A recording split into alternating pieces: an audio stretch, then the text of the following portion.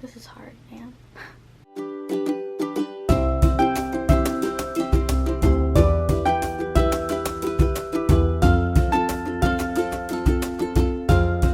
Hey, what's up you guys? Today's video is going to be more on the serious side, if you could not tell by the title. The whole reason I started this YouTube channel is because I want to be a motivational speaker as a career one day. The topics that I really want to focus on in that career is suicide prevention, mental health awareness, and like mental disorders, and abusive relationships. These are things that I unfortunately have experience in, and I just want to teach people what I wish I knew in those moments and encourage you, because I know there's a lot of people out there that struggle with these things, but also I know there's a lot of people that just genuinely don't understand what it's like to struggle with these things. I didn't know anything about any of these three topics until I went through some crap myself, and I just want to help people understand it. So in today's video, we are going to be talking about denial and PTSD when it comes to abusive relationships. With the whole Gabby Petito case that recently went on, I've had this very much on my heart, and I just wish people would understand why people stay in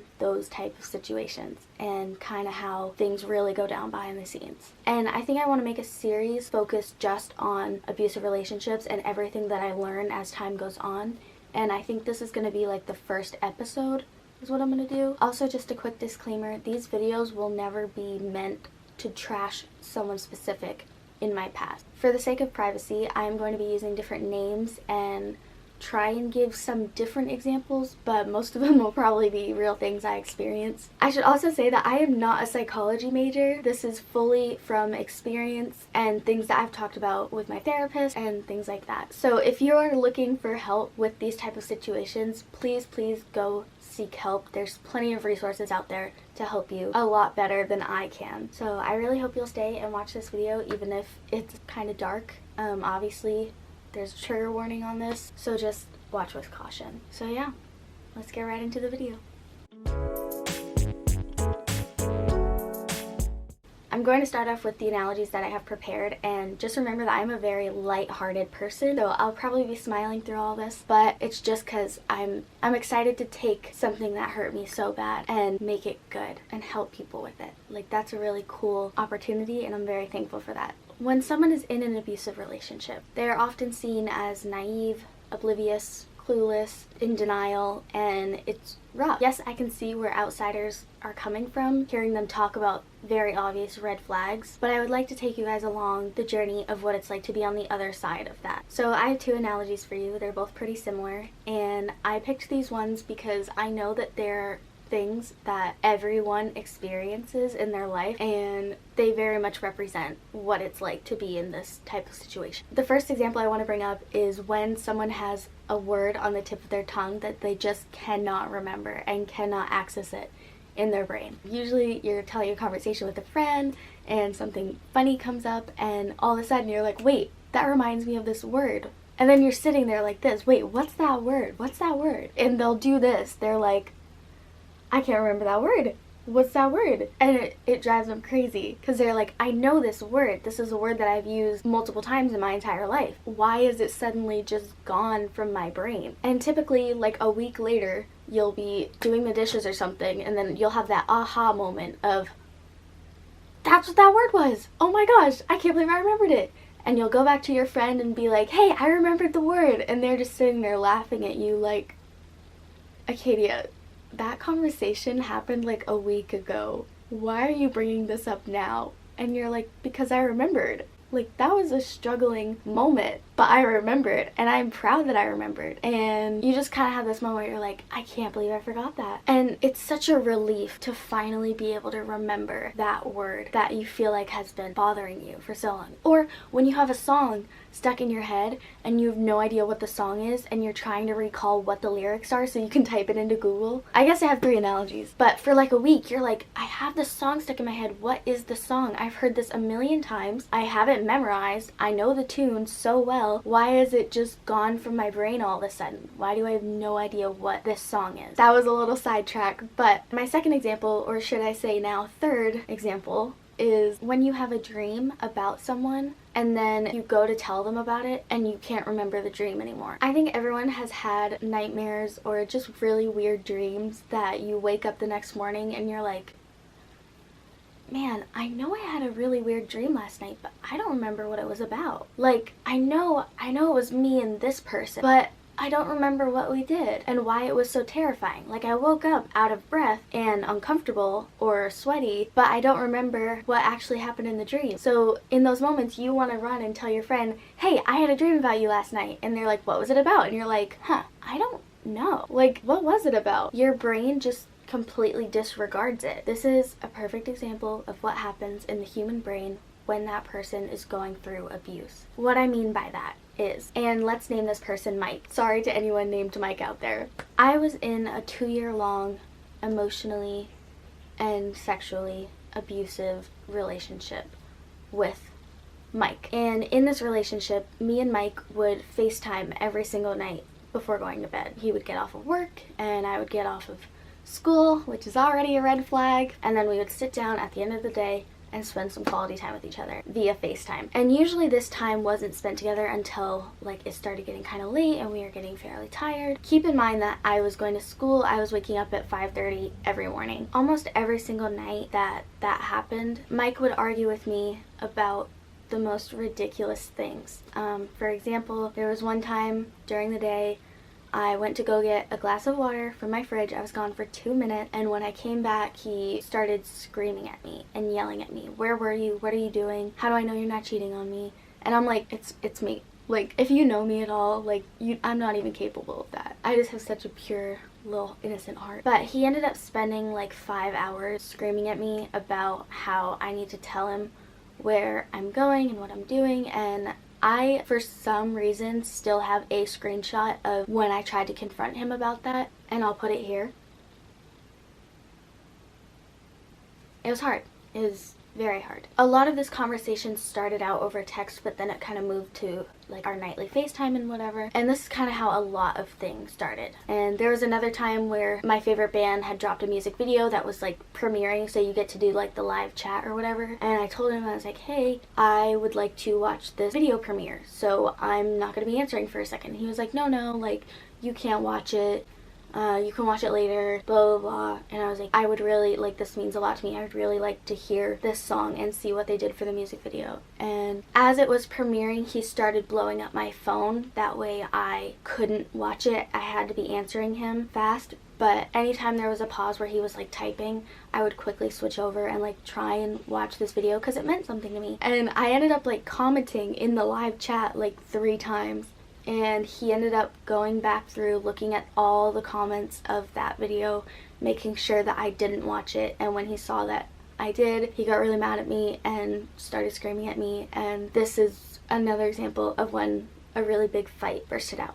Now keep in mind, I didn't have anything to argue with him about. It was always him picking a fight with me and things like that. I can't believe I'm telling you guys this stuff right now. This is so crazy. So this man would yell at me for hours and hours. It got to the point where he would start screaming at me until like 3 a.m. Every school week, I was getting like 2 hours of sleep every night. And it was really affecting my grades, and it was really affecting how I stayed awake in school and how I was eating and processing and focusing. It was really bad. It often got to the point where he was being so abusive to me that I was sobbing and began having full-on panic attacks. And he would sit there looking at me, because it was FaceTime, seeing what he was doing to me, and didn't care. Like, he didn't see a problem with that. He just kept going until I caved, or until I got to the point where I was so emotionally abused that I couldn't speak, I couldn't function, I couldn't process anything in my brain. Like, everything just went silent. And then he would win his argument and get his way or whatever. And I think I'm going to make another video in the future about why in those type of situations you can't just break up with them. You can't just leave. You can't just end the FaceTime. It's not that easy. And I was very much just trapped, and I just had to sit there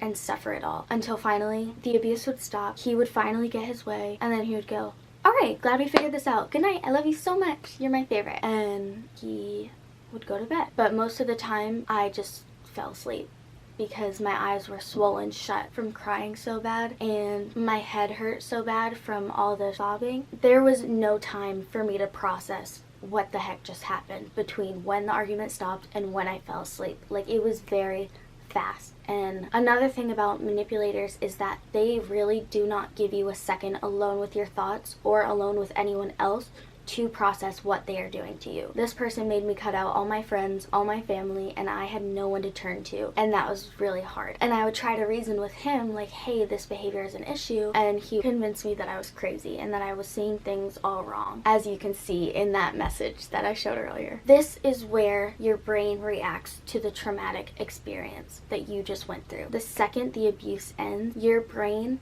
takes what just happened and disregards it to the back of your brain, just like how it would when you have like a word on the tip of your tongue, or when you have a song stuck in your head that you have no idea what it is, and you're like, I know something happened last night. I know there was a fight and I know who it was with, but I don't remember what happened in that fight. Like, everything except for those two basics is gone from my brain. And that's so frustrating because it's the same thing when you're like, I had this dream, I know it was about you and I know it was scary, but I do not know what it was about. The only way to unlock that memory that was disregarded is if something later down the road triggers that memory. For example, if a conversation comes up about this specific music video that I wasn't allowed to watch, then you're like, I remember my experience with that. I remember what happened. And you're just like, how did I forget that? Like, how did my mind just completely disregard what happened?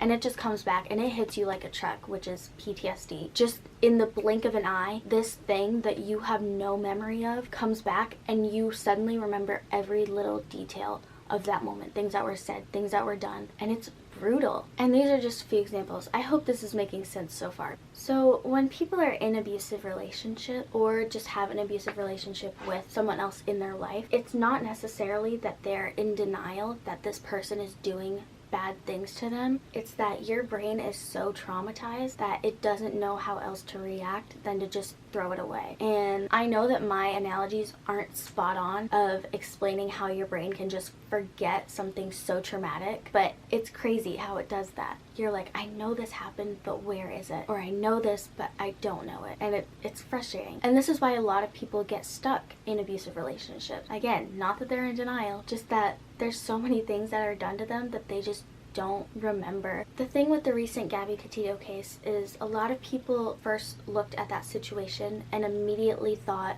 why didn't she just leave? Why didn't she get out of that? She deserved better. As horrible as her situation was, I am so glad that so much education was brought from it, if anything, because a lot of people started to realize, I can see why she thought they were perfect together, because he wanted to go on road trips and hikes and all that stuff just like she did. And people really began to start understanding why she was able to love a man who did so many awful things to her. Also, looking at the YouTube videos that were made, seeing how there were good times too, not just bad times. And that's something that a lot of people don't understand about abusive relationships, is that there's a lot of really good moments where you're dancing together, moments where you're kissing, moments that make you feel like you have everything you've ever wanted. So when your brain is automatically disregarding the extremely bad moment and throwing them to the back of your brain, and all you're left with is, I know there was an argument, but that's all I remember, then it's easy for the manipulator to step in and be like, well, every couple fight. Like, yeah, we had an argument, but we solved it, right? Like, we're okay. Especially for my situation, Mike happened to be my first real relationship. So the fact that I had no knowledge on what relationships should look like, which is again why I'm trying to educate you guys and young people on this. When all that your brain is remembering are the good times, it's hard to not look at that situation and think it's not a bad situation. And the other thing is that the abuser will also remind them of the good things they have done. Like in those messages that I showed you earlier, he said, I'm not controlling you, I'm protecting you. And he would go on to talk about how I'm such a valuable human being in this world and that I deserve to be protected from the world. And he would convince me that that's what love looked like. He would convince me like, no, honey, I'm not trying to tell you that you're a horrible person. I am pointing out all these flaws that you have because it will make our relationship better. And you're so amazing that I think you deserve the best relationship you could ever have. So that's why I'm telling you all these negative things about you and nitpicking at everything you do, because I want you to be perfect, which is hard because I thought that's what love looked like, and that's something that carried on when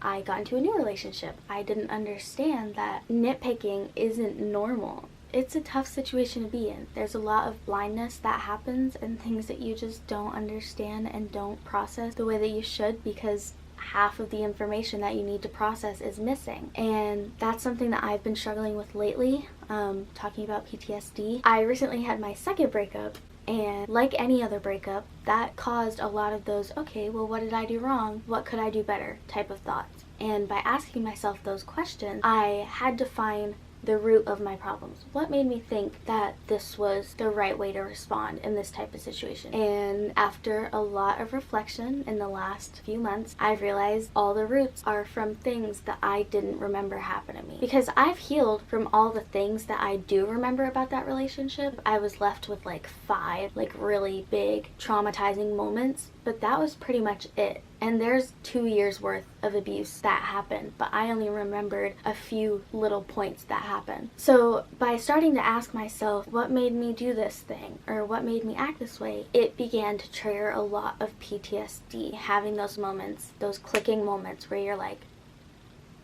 that's what happened to me. That's what was said to me. How did I forget that? Like, it's scary. Like, I'm experiencing things that happened 3 years ago, but I'm only just now remembering them because the second it happened, my brain shut it off and threw it away. I've very much been wondering, like, is this always going to be an issue that presents itself in my life? Are there always going to be little triggers that happen to bring up really horrible things that I went through? And when are those going to go away? And when is it going to get easier? And I just want to tell you that it does get easier. A lot easier. Especially, and I cannot stress this enough, it is not your fault. If that's something you can come to terms with sooner rather than later, and if that's something that you can help another person come to terms with sooner rather than later, do it. Because these situations are so brutal. I don't know how I've made it through this without crying yet.